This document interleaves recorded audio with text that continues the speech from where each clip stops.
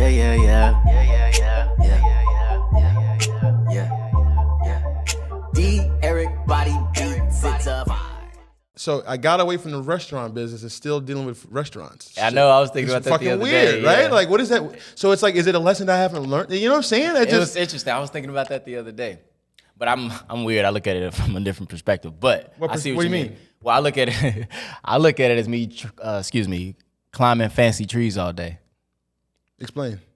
All I do is just like distribute food, but I just distribute them to people's houses, which are just fancy trees. I think like a tree house. Yeah. Well, that's just that's what our dwellings are. They're just reminiscence of what we used to live in before. Right. But that's kind of how I look at it. But I was thinking about like you still distributing to people like a food, but it's a different way of doing it. Well, and I know for me, from having like a food disorder and and having like an issue with food and overeating, and it's like, and you're still in that game when I got out of that game. Yeah.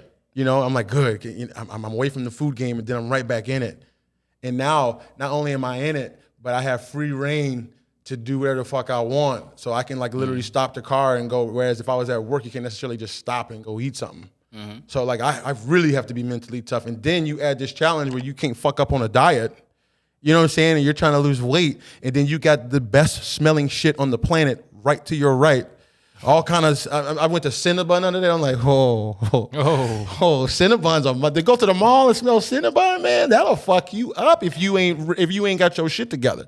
And I can see how someone can really lose, because I've lost that battle thousands of times in my life, and I've been winning it a lot more lately. But it takes up so much fucking real estate in my brain, man, the food thing, and I'm still in it. So it's almost as if you ain't learned the lesson yet. And I feel like 75 Hard may be helping me learn this lesson finally and once for all. I probably should talk to a therapist or something. A real talk, because like, why? I wish you guys realized how much fucking energy I put in, like my mental energy, which is the most we use, into dealing with food issues. Even if I'm winning, right? Because right now I'm fucking winning that game.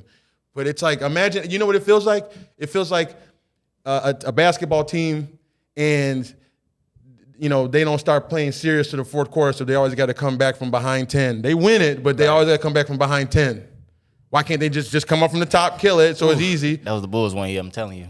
You know what I'm saying? So it's like, why, and it's like, whoa, why do I so much energy. I wish I didn't have to think about that shit, because I could just think about something else. I'm telling you, it gets so bad sometimes that I'll have to like, you can just have something, and then I'll just be we can be having a conversation right now, but 20% of my thought is on what's the food or the candy or whatever. That's how fucked up it is. And like I said, I've been winning the battle in the last few years since I lost all the weight. So the fact that so think about that. That's nothing that gives me uber confidence. Is because I have a serious fucking like probably like psychological issue to food, probably stemmed from trauma as a kid or something. I don't know what the fuck happened before I was 7. There's something obviously where I have this like scarcity mindset when it comes to food for some reason. But then you lost 175 pounds with that.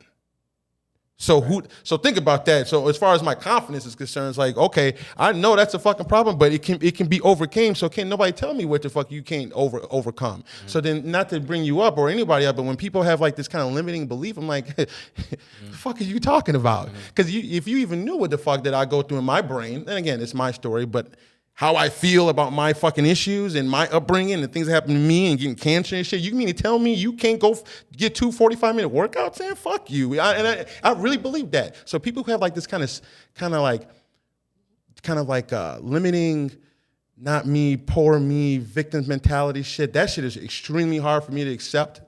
And I have empathy for it because I think I used to be that way, right? So I'm like, okay, so I'm not gonna say, fuck you, get the fuck out of my face. Right, but I do have like this kind of like David Goggins attitude to, well, let's fucking figure it the fuck out, because if you knew what the fuck was going on in my head, you would be like, oh damn, if he can fucking do it, I know I can. I was 417 pounds.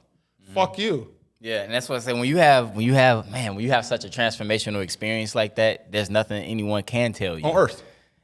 There's nothing anything anyone can tell you at all. No. That you can't accomplish something. And then you add the fact that my grandmother told me like on some Donda shit from day one, from the jump, that if you think you can't, say you can. I know motherfuckers, I've said that story before, and I know it's kind of woo-woo with the whole affirmation thing.